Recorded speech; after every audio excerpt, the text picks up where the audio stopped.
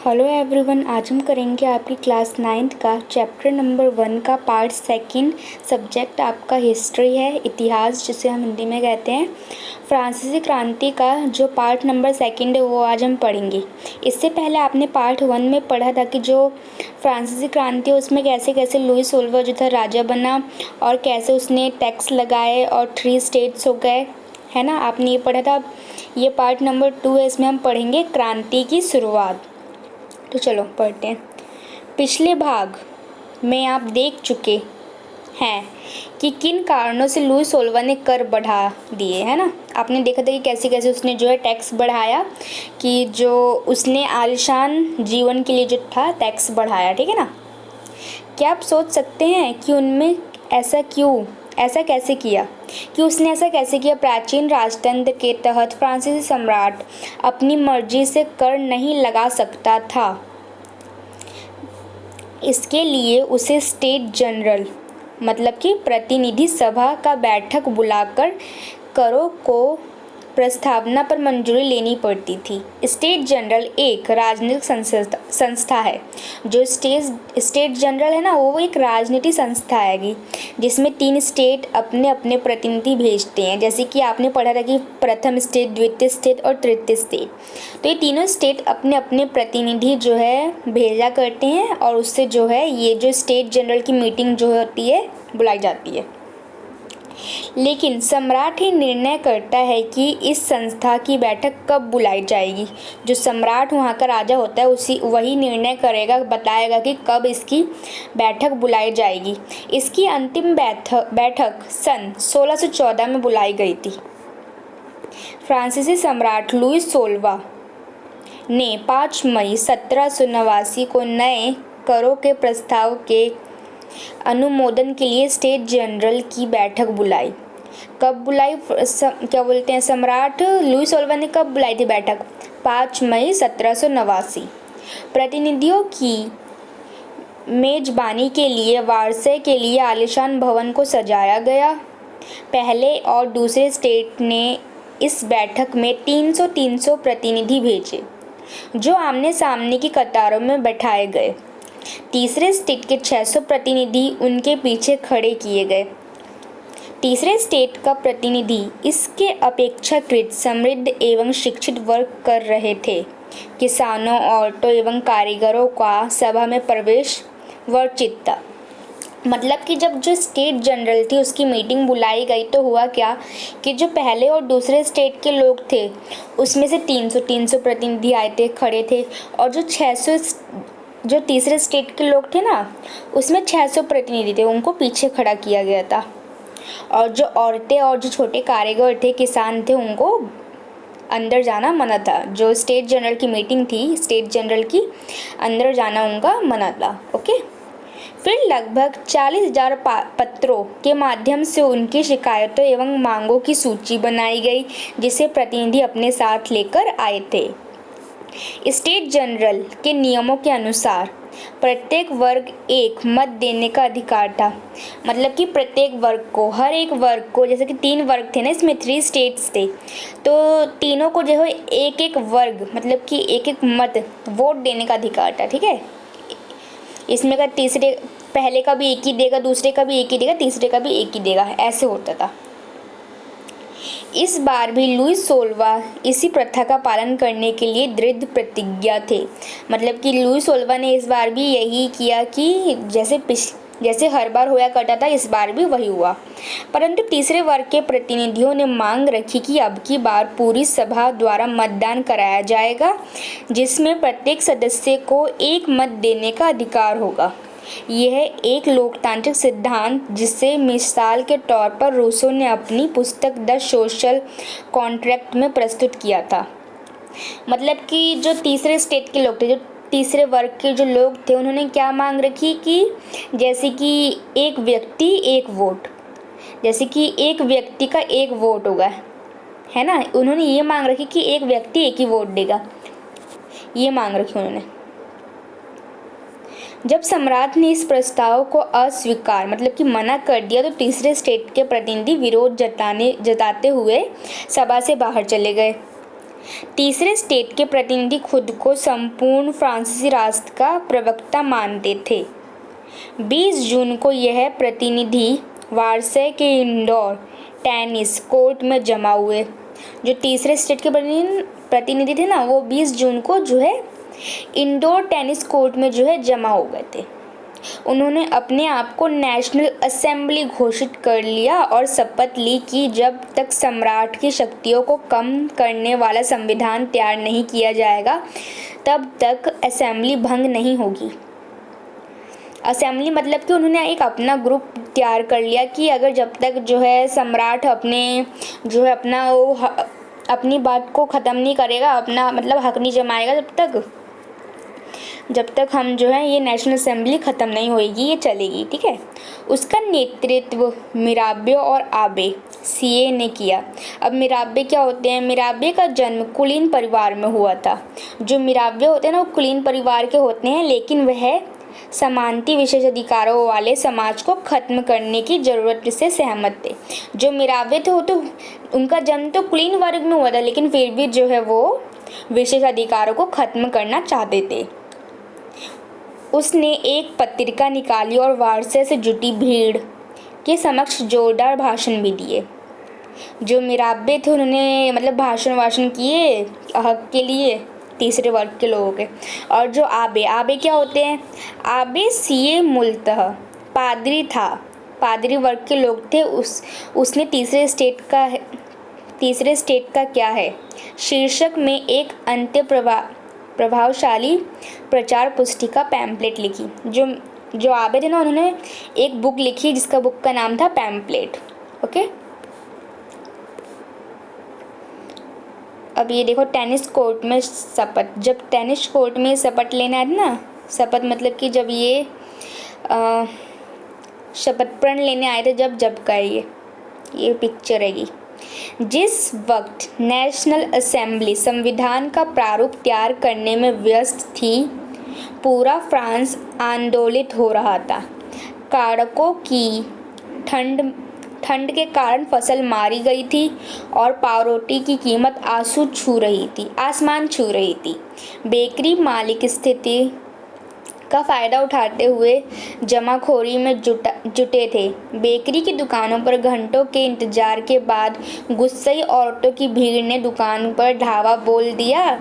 दूसरी तरफ सम्राट ने सेना को पेरिस में प्रवेश करने का आदेश दे दिया। क्रूर भीड़ ने 14 जुलाई को बास्टिल किले पर धावा बोलकर नेस्तानबूद कर दिया। मतलब जो बास्टिल का जो किला था ना, उसको उन्होंने ध्वंस कर दिया, मतलब उसको उन्होंने ढा दिया, गिरा दिया, तोड़ फोड़ दिया। देहाती इलाकों गांव में अफवाह फैल गई कि जागीरों के मालिकों ने भाड़ों पर लुटेरे अब अफवाह ये फैल गई ना वहाँ पे कि ये अफवाह फैली कि जो गांव में जो है लुटेरे घुस गए हैं और जो हैं सारी फसलों को तबाह करने वाले हैं। ये उसमें जो है फैल गई गांव में। कई जिलों में भय से आक्रांत होकर किसानों ने कुदालों और बलीचों से ग्रामीण किलों पर आक्रमण कर दिए। जो ग्रामीण मतलब कि जो गांव में जितने भी किले थे सबको उन्होंने आक्रमण कर दिया और गिराने लग गए, मतलब कि तोड़ फोड़ करने लग गए। वहाँ पर उन्होंने अन्न भंडारों को लूट लिया। जितने भी किसान थे उन्होंने अन्न भंडार मतलब कि वो लूट लिया और लगान संबंधी दस्तावेजों को जलाकर राख कर दिया।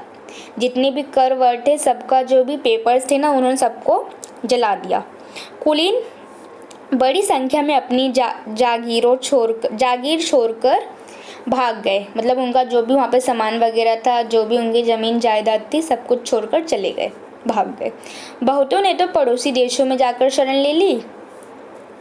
अपनी विद्रोही प्रजा की शक्ति का अनुमान करके लुई 16वां ने अंततः नेशनल असेंबली को मान्यता दे दी। मतलब कि उन्होंने नेशनल असेंबली को भी मान्यता दे दी। जो तीसरे वर्ग के लोगों ने जो नेशनल असेंबली बनाई थी ना, उन्होंने उसको भी मान्यता दे दी। मान लिया कि उसकी सत्ता पर अब से संविधान का अंकुश होगा। संविधान का अंकुश होगा, ठीक है। 14 अगस्त 1789 की रात को असेंबली ने करों, कर्तव्यों और बंधनों वाली समानता व्यवस्था का उन्मूलन का आदेश पारित किया। मतलब उन्होंने सारे कर वगैरह सब कुछ खत्म कर दिए।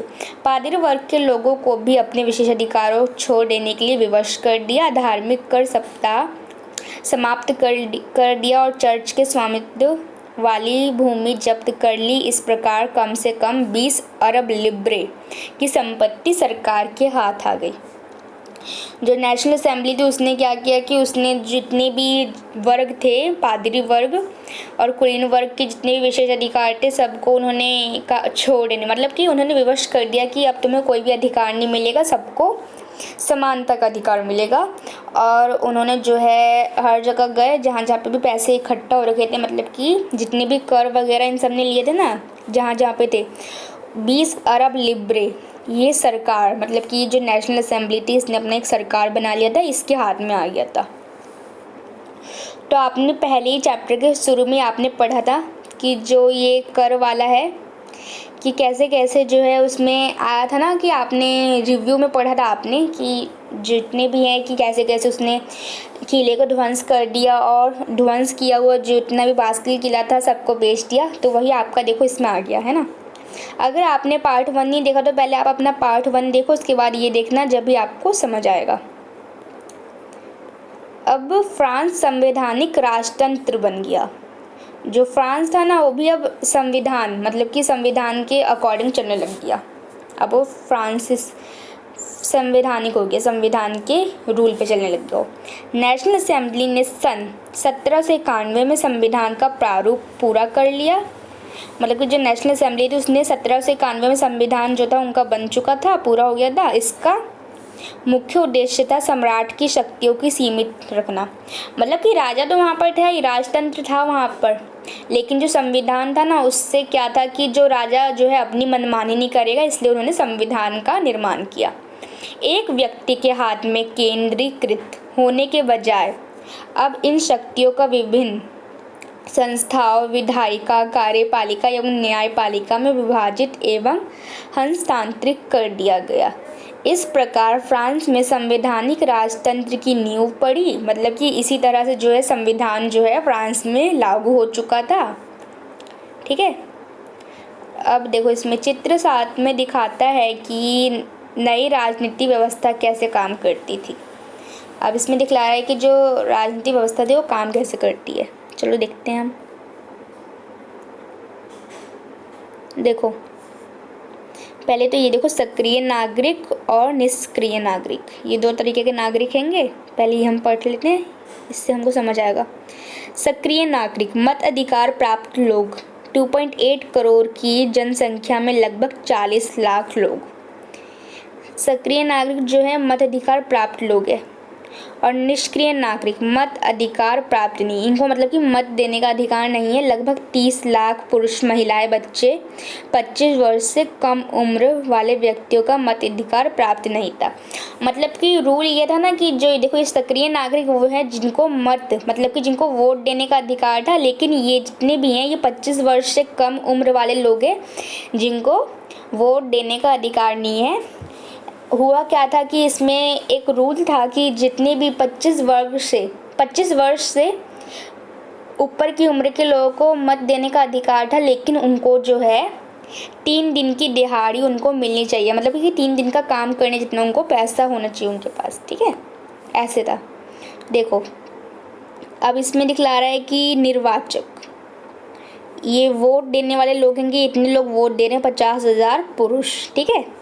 फिर ये जो इन्होंने वोट दिया फिर ये नेशनल असेंबली के पास गई जिसमें 745 सदस्य हैंगे। ये विधायिका है ना। इसमें मैंने आपको बताया था कि इसमें न्यायपालिका, कार्यपालिका, विधायिका, ये 3 तरीके के लोग थे। तो पहले ये इन्होंने वोट दिया, ये सक्रिय लोगों ने इन्होंने वोट दिया, तो ये वोट गया निर्वाचक के पास, मतलब कि निर्वाचक लोग होंगे, इन्होंने वोट दिया तो ये गया नेशनल असेंबली के पास जो है विधायिका। अब ये वोट यहाँ से गया सम्राट के पास और मंत्रियों के पास, ठीक है, सम्राट और मंत्रियों के पास गया ये वोट। अब ये वोट इनके पास गया, इससे अब इनका चयन हो रहा है कि जो सम्राट है वो कौन बनेगा। और देखो फिर यहाँ पे न्यायाधीश मतलब कि ये देखेंगे कि ये वोट जो है कैसे कैसे मिल रहा है और ये वोट जिनको दे रहे हैं वो सही है या नहीं। ठीक है, ये 3 तरीके के जो थे वो बन गए, कैसे कैसे जो है काम करेगा ये। सन 1791 के संविधान ने कानून बनाने का अधिकार नेशनल असेंबली को सौंप दिया। नेशनल असेंबली अप्रत्यक्ष रूप से चुनी जाती थी। सर्वप्रथम जो नेशनल असेंबली था ना, उसने अपने एक सरकार बना लिया, अब उसका भी चुनाव हुआ करता था। देखो लिखा है ना यहाँ पर, आपने देखा कि जो 1791 में संविधान के कानून बनाने पर अधिकार नेशनल असेंबली को सौंप दिया गया। नेशनल असेंबली अप्रत्यक्ष रूप से चुनी जाती थी, है ना। सर्वप्रथम नागरिक एक निर्वाचक समूह का चुनाव करते थे जो पुनः असेंबली के सदस्यों को चुनते थे, और सभी नागरिकों को मतदान देने का अधिकार नहीं था। 25 वर्ष से अधिक उम्र वाले लोग केवल पुरुष जो कि सक्रिय नागरिक जिन्हें मत देने का अधिकार था। मैंने आपको पहले ही बता दिया था कि जो 25 वर्ष से ज़्यादा उम्र के लोग थे उन्हीं को मत देने का अधिकार था, और जो कम से कम 3 दिन की मजदूरी के बराबर कर चुका सकते थे, है ना। ये आपको मैंने पहले बता दिया था कि 25 वर्ष के, देखो वोट देने का जो फ्रांस था ना, उनको वोट देने का पता है किसको अधिकार था? जो 25 वर्ष से ज़्यादा उम्र के लोग हो और जिनका जो है कर, मतलब कि जो 3 दिन के मजदूरी के बराबर कर चुका सके, उन्हीं को ही मत देने का, मतलब कि वोट देने का अधिकार था। वो भी पुरुषों को, महिलाओं को नहीं। ठीक है, शेष पुरुषों और महिलाओं को निष्क्रिय नागरिक के रूप में वर्गीकृत किया गया, और जो वोट नहीं दे सकते थे, जो मत नहीं दे सकते थे, उनको किस नाम से वो किया गया? उनको निष्क्रिय नागरिक से वो किया गया। निष्क्रिय नागरिक से जो है इनको पहचाना जाता था, और इनको सक्रिय नागरिक, जो 25 वर्ष से ज़्यादा उम्र के लोग थे और जो 3 दिन के बराबर मजदूरी के बराबर कर दे सकते थे। ठीक है, निर्वाचक की योग्यता प्राप्त करने तथा असेंबली का सदस्य होने के लिए लोगों का करदाताओं की उच्चतम श्रेणी में होना जरूरी था। ओके, अब जो ये पिक्चर में आपको क्या दिखला रहा है, इस पिक्चर में देखो, पुरुष एवं नागरिक अधिकार घोषणा पत्र का 1790 में ले बार्बिए द्वारा बनाया गया चित्र, दाई और आकृति फ्रांस और बाई और कानून की निरूपित करती है। देखो ये कानून है और ये फ्रांस है। ठीक है, चलो नेक्स्ट। तो देखो, संविधान पुरुष एवं नागरिक अधिकार घोषणा पत्र के साथ शुरू हुआ। जीवन के अधिकार, अभिव्यक्ति की स्वतंत्रता के अधिकार और कानूनी बराबरी के अधिकार को नैसर्गिक एवं अहर्निय अधिकार के रूप में स्थापित किया गया। अर्थात इसका मतलब यह है कि अधिकार प्रत्येक व्यक्ति को जन्मना, रुको एक मिनट मुझे दिख नहीं रहा, हाँ, इसका मतलब यह है कि अधिकार प्रत्येक व्यक्ति को जन्मना प्राप्त थे और इन अधिकारों को छीना नहीं जा सकता। राज्य का यह कर्तव्य माना गया कि प्रत्येक नागरिक को नैसर्गिक अधिकार की रक्षा करे। ठीक है, अब देखो नेक्स्ट आपका जो है, ये आपको कुछ पिक्चर्स दे रखी हैं। देखो, राजनीतिक प्रतीकों के मायने। अब ये जो कुछ ये पिक्चर्स है ना, इसके हिसाब से इनके मायने क्या क्या थे, मतलब कि किस रूल के थे, इनके रूल क्या थे। ठीक है, ये हम पढ़ लेते हैं। 18वीं सदी में ज़्यादातर स्त्री पुरुष पढ़े लिखे नहीं थे। ठीक है, इसलिए महत्वपूर्ण विचारों का प्रचार करने के लिए छपे हुए शब्दों के बजाय अक्सर आकृतियाँ, मतलब कि पिक्चर्स से उनको समझाया जाता था। ठीक है, ये जो पेंटिंग हैगी, इसमें ये बताने की कोशिश कर रहे हैं कि जो लोग हैंगे, ये प्रतीक हैंगे, इससे उनको समझ आए कि इसका मतलब क्या है। देखो पढ़ रहे हैं, ये एक टूटी हुई जंजीर है कि जिसका मतलब है दासों को बांधने के लिए जंजीरों का प्रयोग होता है। टूटी हुई हथकड़ी उनकी आज़ादी का प्रतीक है। अब ये जो टूटी हुई जंजीर है इसका प्रतीक क्या है, इसका मतलब क्या है? इसका मतलब ये है, अगर ये बंधी हुई होती ना, ये जॉइंट होती, तो ये दासों के बांधने के लिए प्रयोग हुआ करता था। मतलब कि जो जेल में नहीं भेजते हैं उनके लिए प्रयोग हुआ करता था, लेकिन ये टूटी हुई है, ये जॉइंट नहीं है, ये अलग अलग है। इसलिए इसका मतलब, इसका प्रतीक ये है इस पिक्चर का कि आज़ादी का प्रतीक है ये। ओके, अब ये सेकंड है आपका छरों का बर्छीदार गट्ठर। अब ये क्या होता है? अकेली छड़ को आसानी से तोड़ा जा सकता है। मतलब किसका कहने का मतलब ये है कि अगर एक लकड़ी होगी, एक लकड़ी को कोई भी आसानी से तोड़ सकता है, लेकिन वही लकड़ी ज़्यादा हो गई, मतलब कि 6, 7, 8, 9, 10 इतनी सारी हो गई तो तोड़ पाना मुश्किल है। तो यही इसमें बताना चाहता है, ठीक है। अब आपका ये आई दे रखा है, ये कॉनिकल में, मतलब कि ये ट्राइंगल में आपका आई दे रखा है। त्रिभुज के अंदर रोशनी बिखेरती आग, मतलब कि जो ये ट्रायंगल है इसमें ये आग दे रखी है जो कि रोशनी फैला रही है। सर्वदेशी आग ज्ञान का प्रतीक है, सूर्य की किरणें अज्ञान रूप अंधेरे को मिटा देगी। मतलब कि ये आँख जो है ज्ञान का प्रतीक है, ये इसको ज्ञान माना जाता है, और जो ये सूर्य की रोशनी है ये अंधेरी जो अज्ञान है उसको मिटा देगी, ठीक है। थर्ड आपका है राजदंड, शाही सत्ता का प्रतीक। फोर्थ आपका हैगा अपनी पूंछ मुंह में लिए सांप, जो ये पूंछ है इसको सांप ने अपने मुंह में ले रखा है, इसका प्रतीक, ये किस चीज़ का प्रतीक है? ये जो है अंगूठी का कोई और छोर नहीं होता, मतलब कि जो ये अंगूठी होती है उसमें कहीं से भी स्पेस नहीं होता ना, वो पूरा का पूरा चिपका होता है, इसी का प्रतीक है ये। कि जो मतलब कि जो राजनीतिक है वो पूरा का पूरा साथ में लेके चलेगा लोगों को, जो राजा है का, ठीक है।